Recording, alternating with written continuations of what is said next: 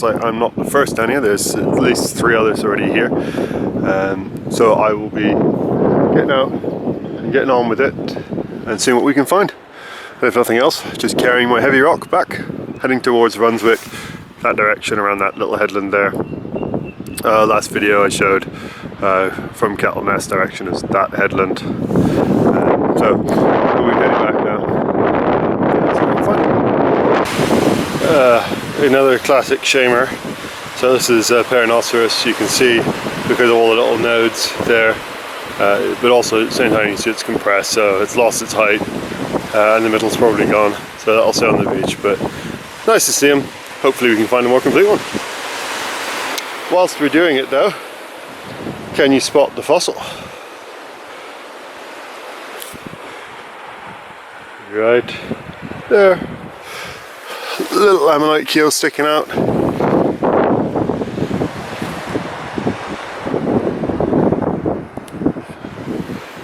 So that one also looks to be squished. So if I'm looking at the section, you can see that the width drops really rapidly there. So that will also stay on the beach. So this is a section of cliff that was coming down really heavily yesterday. All along this section there's falls all last night. And if you want to, and a fall right now. So if you want an idea for scale, there's a couple of people just over here. So it's a really big cliff. If something comes from the top, it will kill you. And as you can see here, bits coming off and falling off the side there. So a dangerous bit. I don't think there's many fossils in the area, so it's not really worth taking the risks. So I'm going to keep heading around that headland as the tide's going out. So around that headland as the tide keeps going out, and see what we can find. So what looks to be a lovely pyritized deck down here. Yeah, it looks to be in pretty good shape. Sorry, let me zoom you back out.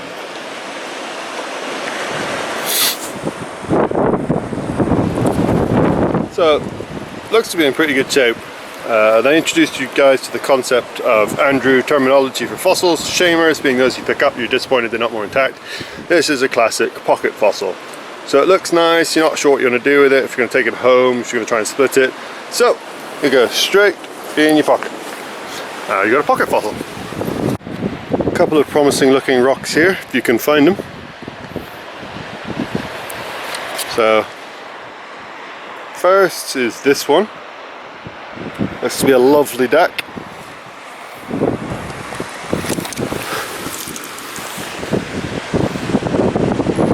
And indeed, it is a fairly nice deck. Then there's another one just down here. Little teeny tiny one, which is already split and popped, which is lovely.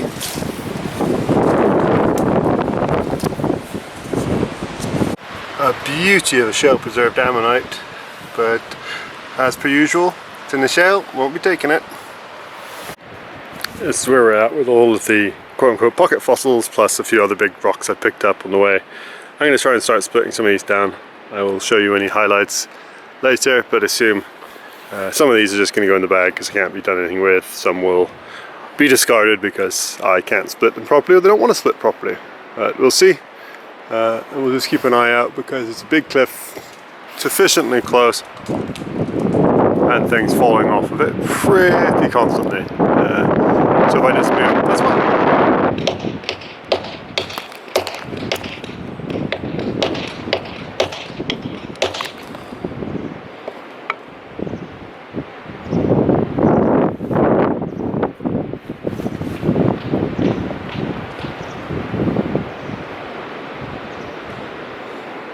So not just a double, there's a little one there, a bigger one there, one that looks like it's going the other direction, and another one at least there.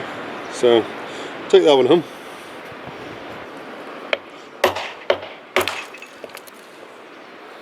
There it is. A big ammonite in it.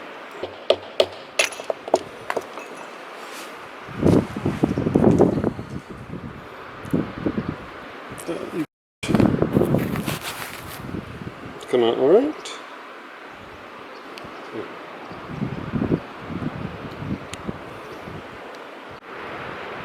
After all that, we've got a handful that we'll take home and a whole lot of duds, or those that split poorly.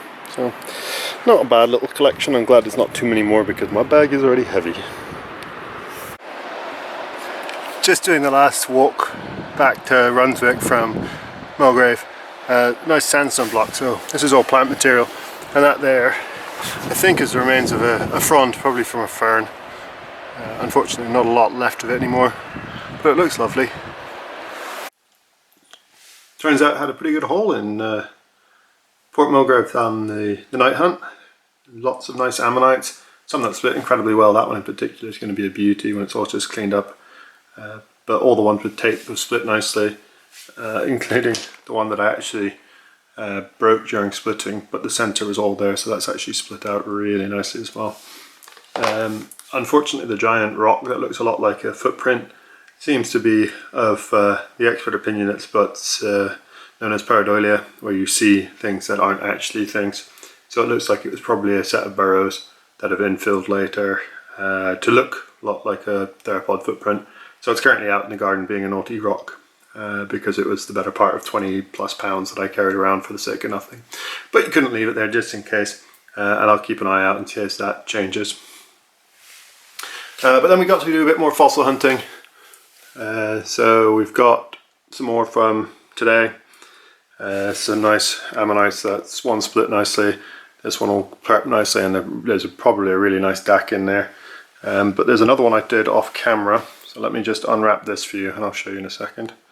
So I picked this one up off camera and you could see lots of different ammonites. So there's some little DACs, parts of something like a pseudolioceras. So I gave it a tap, trying to see if it would split along the edge. And when I did, the rock got stuck. There it is. There's a really nice big pyritized whorl of a really big ammonite.